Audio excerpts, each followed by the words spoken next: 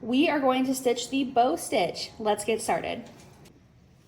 Okay, let's get started. I've got my needle, I've got my set. I'm using a set of 6 strands for this one, and it's about this long.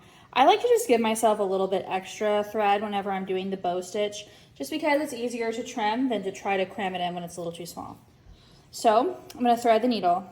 Now this stitch is different in that I am threading the needle, and I might have to recut that. If you ever have problems threading the needle, especially when you're using 6 strands, just cut it off with your sewing scissors. It'll be a little sharper. You'll have no trouble at all getting it all the way through. So there we go. Okay, now the difference between this stitch and every other stitch we've done so far, and yes, I have one nail that's painted because I was holding it. We're not gonna tie a knot at the end of this one. So we're gonna pull it in on one side. Don't pull it all the way through. Okay, so we've got it through. It's through. Now we're unthreading the needle. Now we're going to take the needle and we're going to thread it through the other side. You're probably getting ready to tell what I'm doing here. Okay, so we're threading the needle, and I missed one of them. When you have the 6, it can sometimes be a little bit trickier. So just remember, if you need to trim it down a little bit, it's totally fine. You can definitely do that. I think I'm going to do that just to make it a little bit easier for myself. There we go. And then I use just a little bit of spit, sorry if that's gross, to flatten it out. Okay.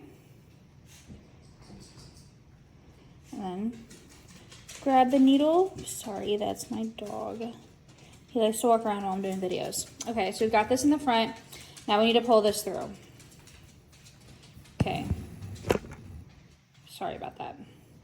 All right, now I'm taking the needle off. Now I've got the 2 ends, they've come through. So now I'm just going to tie them.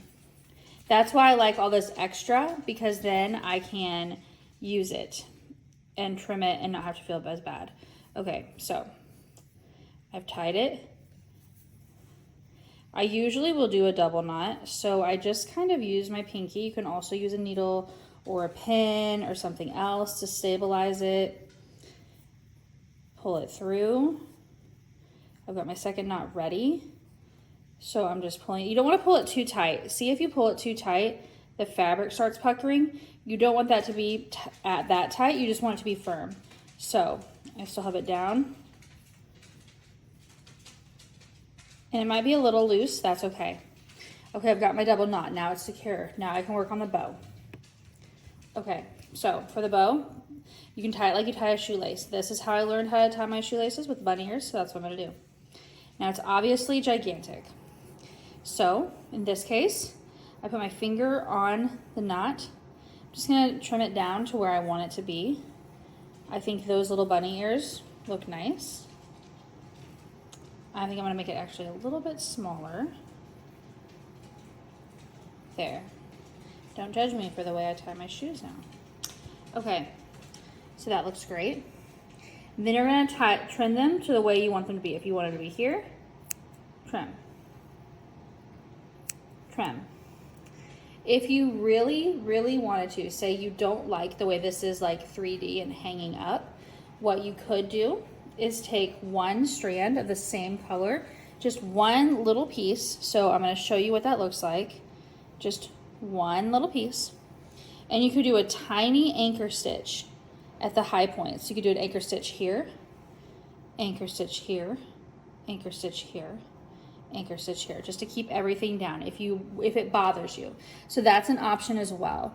And you'll have it look like, this is a great way for tying the bouquets at the bottom. So this design, it's down here. So I hope this helps with the bow stitch. If you have any questions, just respond, put a comment at the bottom of this email, or you can always message me on Instagram. You can email me hello@elly.gr.com, and I'll get back to you ASAP.